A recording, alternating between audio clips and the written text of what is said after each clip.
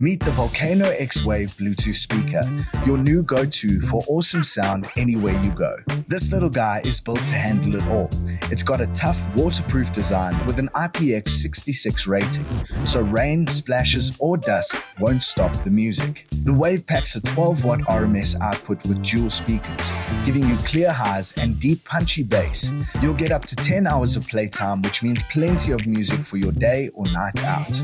And with Bluetooth 5.3, it connects quickly and stays stable up to 10 meters away, so no random cutouts while you're vibing. You can also pair up to 2 Wave speakers using TWS mode for full stereo sound. It even has RGB lights, so you can switch up the mood while the music plays. To use it is simple. To power on and off, press and hold the power button for about 2 seconds.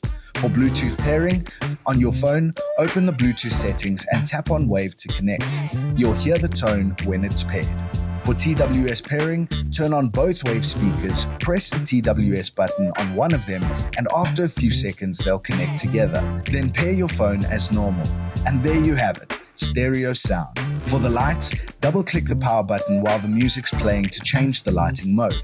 You can choose between color changing, breathing lights, or lights off if you want to keep it simple.